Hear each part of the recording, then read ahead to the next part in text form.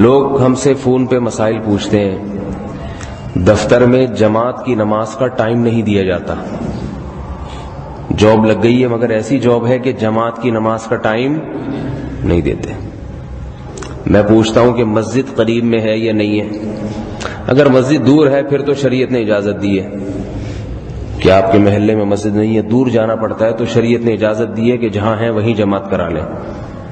لیکن اگر مسجد قریب میں ہے تو پھر آپ کو مسجد کی نماز میں شرکت کرنی پڑے گی۔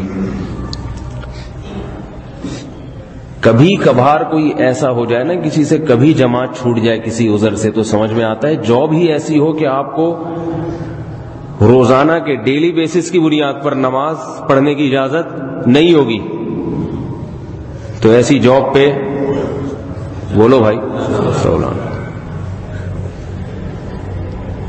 پھر یہاں توکل کا حکم آپ کی طرف متوجہ ہوگا۔ جس کو یقین ہے کہ اللہ کھلائے گا تو وہ جاب چھوڑ دے گا، اور جو یہ سمجھتا ہے کہ نہیں اللہ تو کھلا نہیں سکتا، اللہ تو بس احکامات دیتا ہے، باقی دنیا میں پیدا کر دیا چھوڑ دیا ہمیں، تو وہ پھر نماز چھوڑ دے گا اور جاب کی فکر کرے گا۔ ایک صاحب بے نمازی تھے،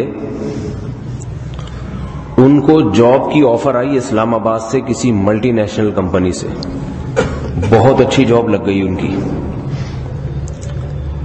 سلیکشن کے لیے جب گئے ہیں انٹرویو دینے کے لیے تو انٹرویو میں کامیاب ہوئے، لیکن انٹرویو لینے والے نے ان سے کہا کہ آپ کو نماز پڑھنے کی اجازت نہیں ہوگی جاب کے دوران، یہ ذہن میں رکھیے۔ وہ صاحب بے نمازی تھے، نماز ویسے ہی نہیں پڑھتے تھے وہ، تو کہنے لگے میں ایسی جاب پہ 100 لعنت بھیجتا ہوں۔ تو ان کے رشتہ داروں نے پوچھا کہ تم تو ویسے ہی نماز نہیں پڑھتے، ویسے کون سا پڑھتے ہو؟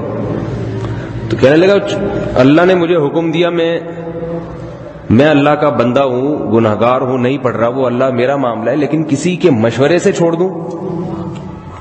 سمجھ میں آ رہی ہے بات؟ رزق میں یہ پابندی ہو کہ نہیں پڑھے گا نماز، ایسی جاب جس میں نماز کی اجازت نہ ہو اور کسی انسان کے کہنے سے چھوڑ دوں، یہ مجھ سے نہیں ہو سکتا۔ یہ پھر غیرت کا معاملہ ہے۔ بے نمازی تھا مگر غیرت تھی اس میں۔